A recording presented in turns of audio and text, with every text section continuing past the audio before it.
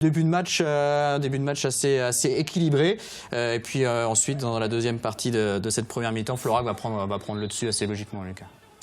Oui, ils prennent le dessus par leur point fort dans leur jeu, qui est la montée de balle. Et donc en première mi-temps, on a perdu trop de ballons. Déjà dans les transmissions, au shoot. Et ça leur a permis de développer leur montée de balle, contre-attaque. Là, ils sont très très forts parce qu'après on a bien vu que en jeu placé, le rapport de force nous était plus ou moins favorable. Mais il fallait surtout pas perdre la balle, ce qu'on a mieux fait en deuxième mi-temps, ce qui est paradoxal. Donc, ça veut dire que mentalement, on ne rentre pas dans le match à l'heure qu'il faut. Ouais. On l'a vu au début des images, sorties sur blessure d'entrée de jeu d'Antoine Giraudeau. Oui, alors il y a Antoine, oui, ça ne nous arrange pas. On n'avait plus de blessés, ça y est, on repart avec un blessé. Bon, c'est pas grave, heureusement. Mais oui, il prend une béquille juste au-dessus du genou à la première attaque, je crois. Voilà. Thibaut, comment vous avez senti l'équipe, vous, dans cette première mi-temps? Une équipe sûrement en manque de concentration parce que le scénario du match, on le connaissait, hein, il était écrit avant la rencontre. On connaît les points forts de cette équipe sur leur contre-attaque, leur montée de balle. Ça avait déjà été le scénario à l'aller. Et puis il fallait surtout pas perdre de ballon. Donc la clé était sur notre réussite de jeu d'attaque.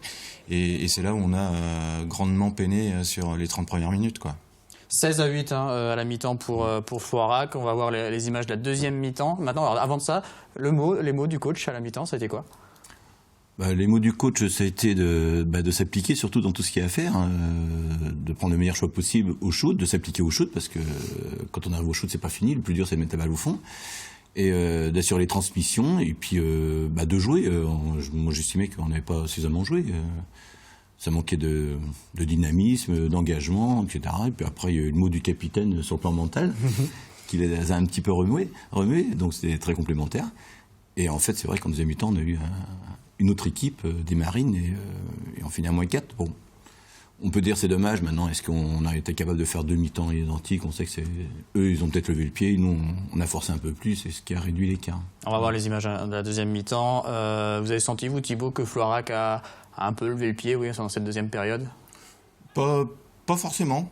Non, pas forcément. En revanche, on a retrouvé, en ce qui nous concerne, un collectif. On avait manqué justement sur cette première mi-temps de jeu collectif. Et là, on s'est remobilisé collectivement à la fois en attaque, à la fois en défense. Et on a pu récupérer quelques ballons qui nous ont fait du bien, quoi.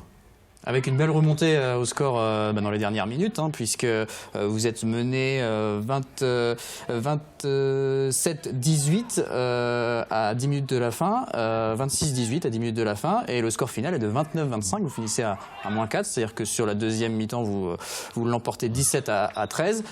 Malgré la défaite, il y a quand même des motifs de satisfaction. Oui, c'était une bonne réaction, donc c'est toujours intéressant, c'est-à-dire qu'on est capable de faire ça, déjà. On le fait en match réel, et j'espère que ça va nous servir quand même en préparation du match de samedi.